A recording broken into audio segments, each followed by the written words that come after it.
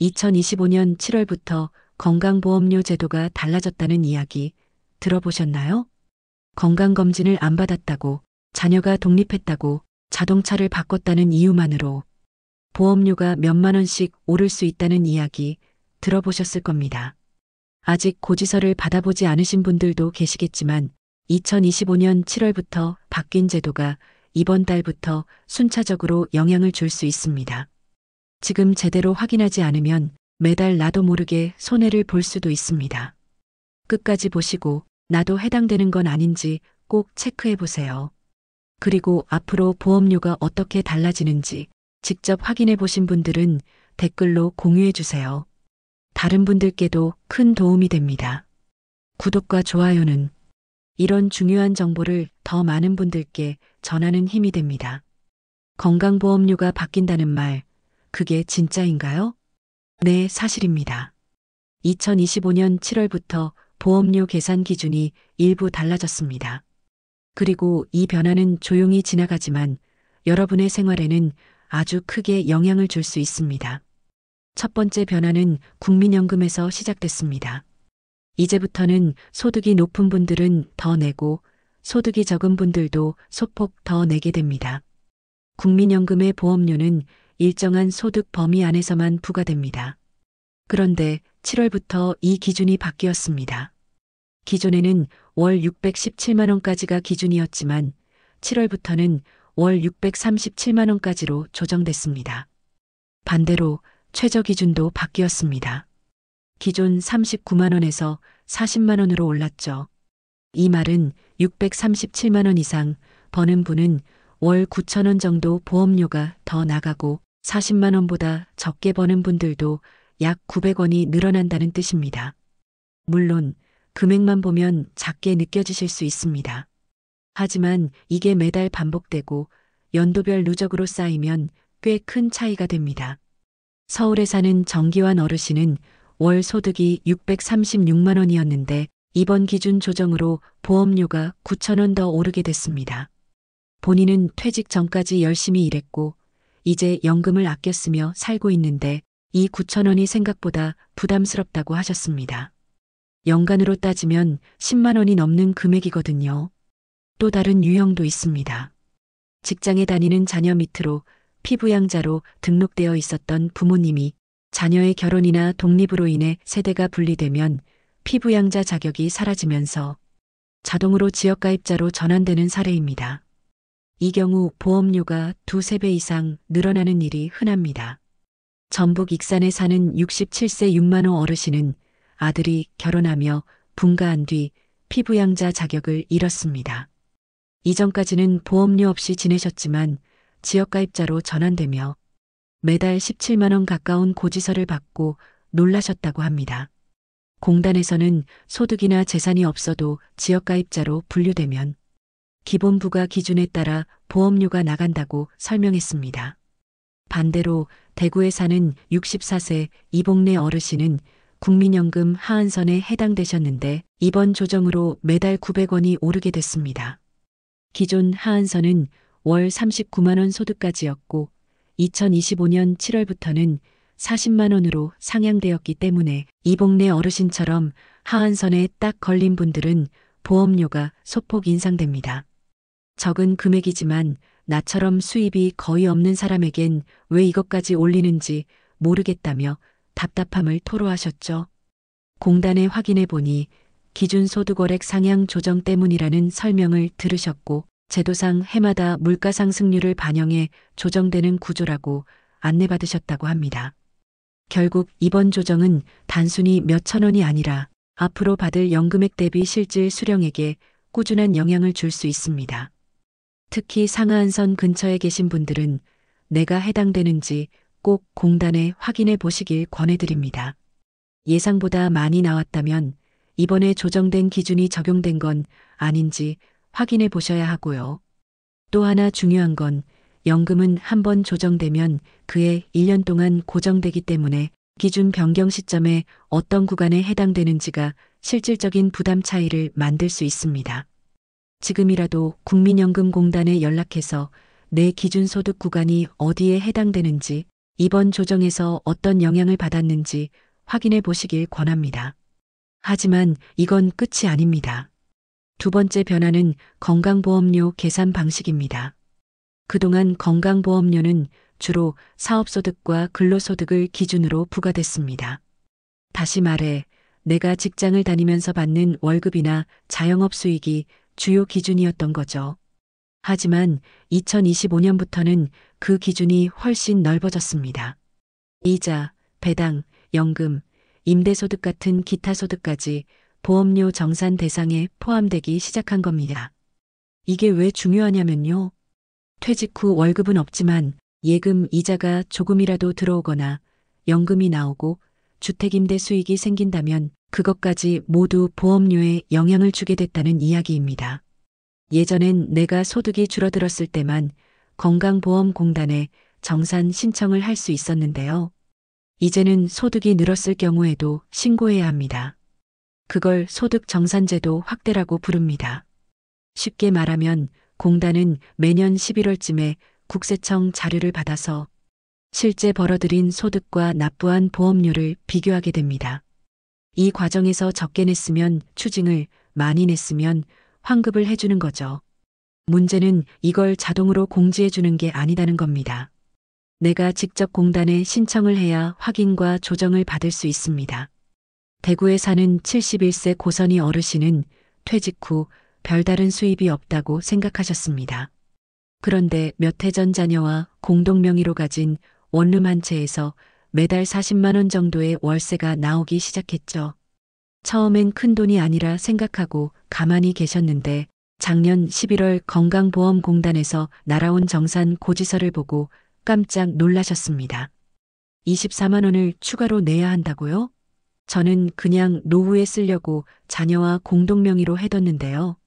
알고 보니 임대소득이 정산 대상에 포함되었고 고선희 어르신의 지분이 일부라도 있다면 그에 따른 보험료를 내야 한다는 것이었습니다. 또 다른 사례도 있습니다. 용인에 사는 68세 윤미자 어르신은 퇴직금 일부로 주식을 사두었고 작년에 배당금으로 180만 원을 받았습니다. 그 금액이 바로 정산 대상에 포함돼 이듬해 가을에 32만 원을 추가로 납부하라는 통보를 받으셨습니다. 미리 알았다면 그 돈을 따로 빼놓기라도 했을 텐데 갑자기 이렇게 나오면 너무 당황스럽죠.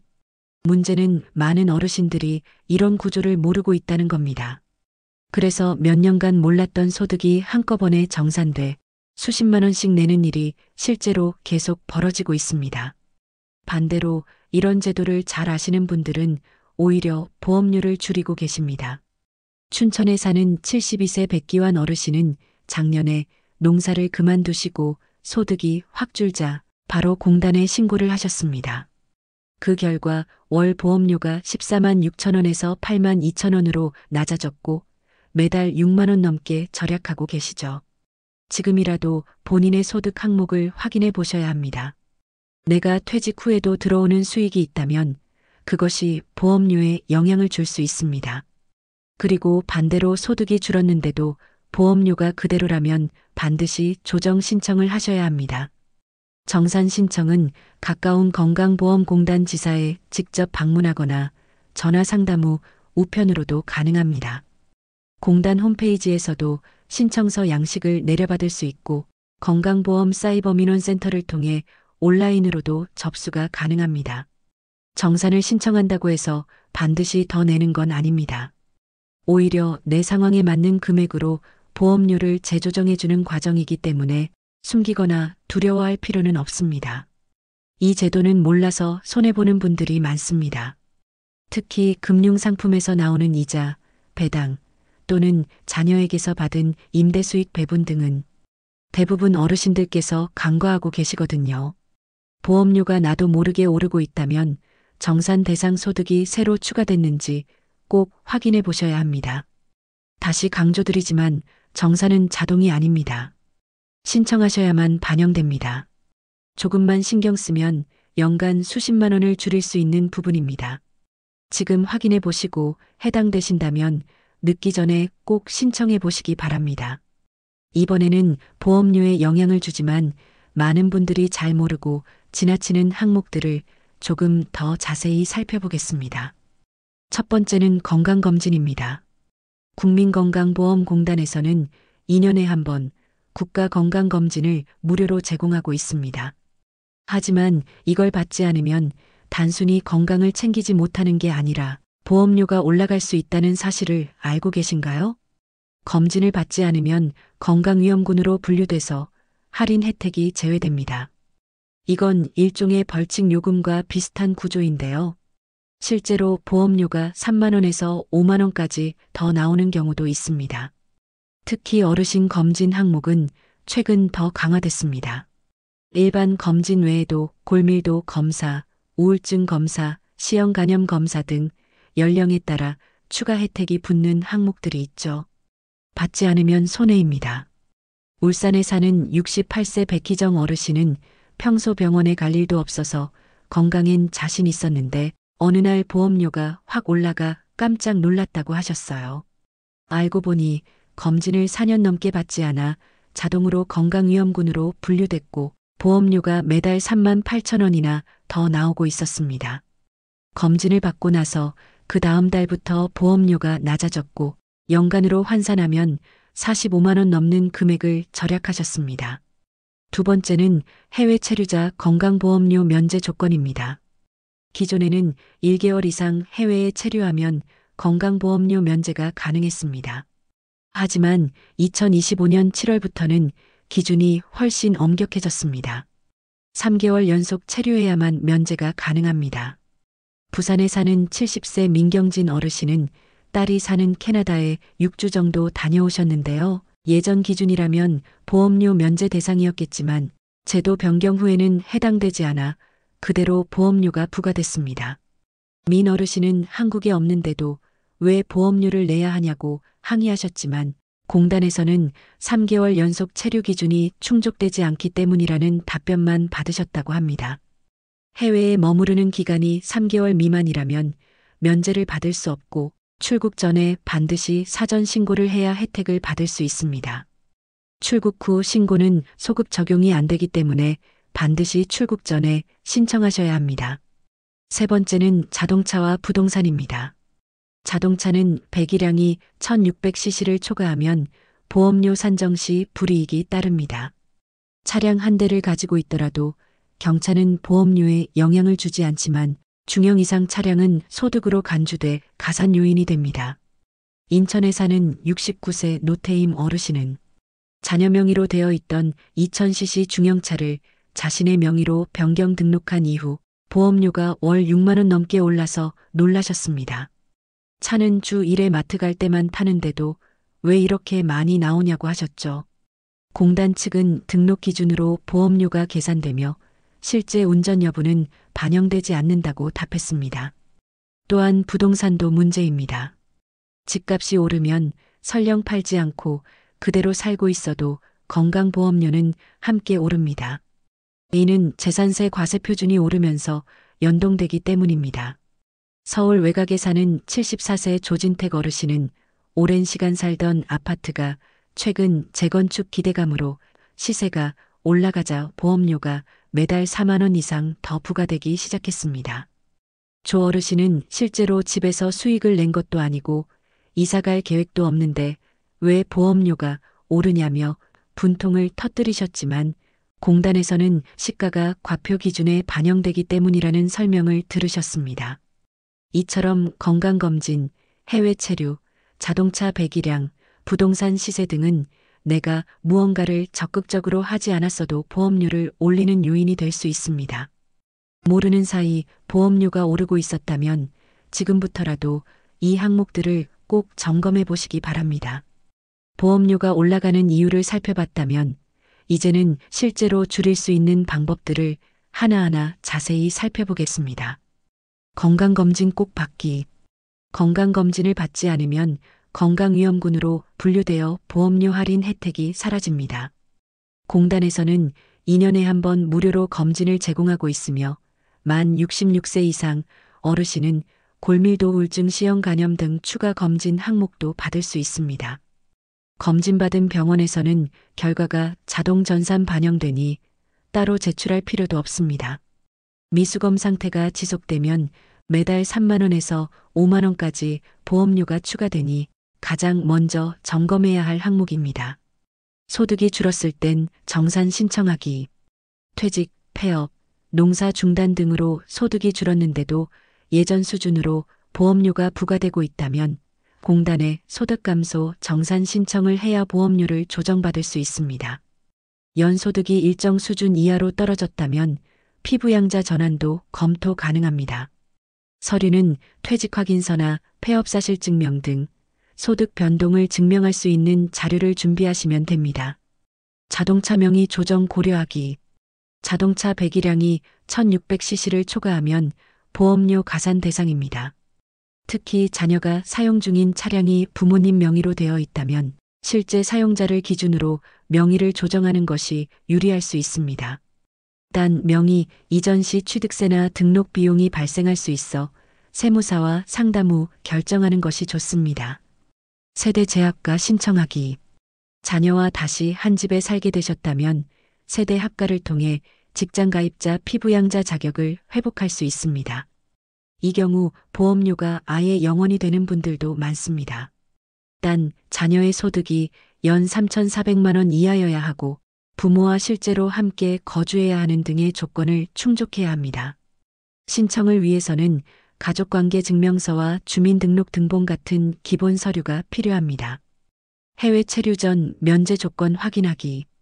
해외 체류자는 3개월 이상 연속 체류 시 건강보험료 면제 신청이 가능합니다. 출국 전 공단에 미리 방문해 해외 장기 체류 신고서를 제출하면 되며 여권 사본이나 항공권 등 체류를 증명할 수 있는 자료가 필요합니다. 단 3개월 미만은 그대로 보험료가 부과되니 여행과 장기 체류는 반드시 구분하셔야 합니다. 보험료 분할 납부 신청하기. 보험료 납부가 한꺼번에 어려우신 분들은 월별 분할 납부 신청이 가능합니다. 연체나 체납을 막고 부담을 나눌 수 있는 현실적인 방법입니다. 가까운 지사에 전화하거나 공단 홈페이지에서 신청 가능합니다. 재산자산 이동 전 세무 상담 받기. 증여, 상속, 부동산 양도 등 자산에 큰 변화가 있을 땐 건강보험료에 어떤 영향이 있는지 반드시 사전에 점검해야 합니다. 특히 현금 증여나 부동산 이전은 자녀가 직장가입자인 경우 피부양자 자격을 박탈당할 수도 있고 지역가입자로 전환되면 보험료 부담이 크게 늘 수 있습니다. 세무사와 공단에 미리 상담하는 것만으로도 큰 손해를 피할 수 있습니다. 이렇게 7가지만 점검하셔도 매달 수만 원씩 줄일 수 있습니다. 보험료는 단순히 자동 계산되는 금액이 아니라 내가 어떤 조건에 해당되느냐에 따라 크게 달라지기 때문입니다.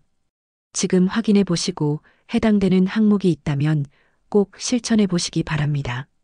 지금까지 건강보험료와 관련된 제도 변화와 절약 방법을 알아봤지만 여전히 많은 분들이 궁금해하시는 질문들이 있습니다. 특히 시니어 분들께서 자주 묻는 내용들을 정리해 드립니다. 1. 건강검진은 꼭 지정병원에서만 받아야 하나요? 아닙니다. 국민건강보험공단과 계약된 병원이나 의원이라면 대부분 가능합니다. 건강검진표와 신분증만 챙기시면 되고 일부 병원은 예약 없이도 당일 접수가 가능합니다. 다만 검진 대상 기간 내에만 가능하므로 검진표에 적힌 기간을 꼭 확인하세요. 2. 자동차를 거의 안 타는데도 보험료에 포함되나요? 포함됩니다. 보험료는 차량을 실제로 타는지와는 무관하게 차량의 등록 여부와 배기량을 기준으로 산정됩니다. 1600cc를 초과하는 차량을 보유하고 있다면 주차만 해두고 사용하지 않아도 보험료가 추가로 부과됩니다. 명의 이전을 고려하시는 것도 방법입니다. 3. 자녀가 외국에 있어도 피부양자 자격이 유지되나요? 그렇지 않습니다. 자녀가 해외에 장기 체류 중이거나 해외 거주로 직장가입자 자격이 없을 경우 부모의 피부양자 자격도 함께 사라질 수 있습니다. 이 경우 자동으로 지역가입자로 전환되어 보험료가 부과됩니다. 자녀의 건강보험 상태를 먼저 확인해 보시는 것이 좋습니다. 4. 자녀와 함께 살고 있는데 왜 보험료가 계속 나오나요? 함께 살고 있다고 해서 자동으로 피부양자 자격이 주어지진 않습니다. 자녀가 직장 가입자여야 하고 부모의 연소득과 재산이 일정 기준 이하일 때만 가능합니다. 또 피부양자 등록은 자동이 아니라 반드시 신청을 해야 하며 관련 서류를 제출해 심사를 통과해야 합니다. 퇴직했는데 보험료가 그대로예요. 왜 그렇죠? 퇴직 후 별도로 신고하지 않으면 기존 소득 기준이 그대로 적용되어 보험료가 부과될 수 있습니다. 퇴직 확인서, 근로소득 원천징수 영수증, 소득금액 증명원 등을 공단에 제출하면 보험료 조정이 가능합니다. 퇴직하신 분들은 반드시 공단에 한번 연락해 보시는 걸 추천드립니다. 이처럼 제도는 복잡하지만 정확히 알고 있으면 피해를 막을 수 있습니다. 지금 떠오르는 궁금증이 있다면 이 영상 아래 댓글로 남겨주세요. 이제까지 설명드린 내용을 바탕으로 지금 당장 확인하셔야 할 3가지를 정리해 드립니다. 첫째, 건강보험 고지서를 다시 확인해 보세요. 최근 몇 달 사이에 보험료가 갑자기 올라갔다면 오늘 말씀드린 사례 중 어느 하나에 해당될 가능성이 높습니다. 둘째, 건강검진 받은 날짜를 체크해 보세요. 마지막 검진이 2년을 넘었다면 지금이라도 검진을 받으셔야 보험료가 줄어듭니다. 셋째, 내 소득이나 자산의 변화가 있었는지 점검해 보세요. 소득이 줄었는데도 그대로 내고 계시다면 정산 신청만으로도 매달 몇만 원씩 아끼실 수 있습니다. 이 3가지는 간단하지만 실제로 실천하면 큰 절약이 될 수 있는 중요한 점검 항목입니다. 혹시 영상 보시고 비슷한 경험이 있으셨다면 댓글로 남겨주세요. 그리고 이 정보가 도움이 되셨다면 좋아요와 구독 버튼 눌러주시고 주변 분들에게도 꼭 알려주세요. 누군가는 이 영상 하나로 매달 수십만 원을 줄일 수 있습니다. 시청해주셔서 고맙습니다.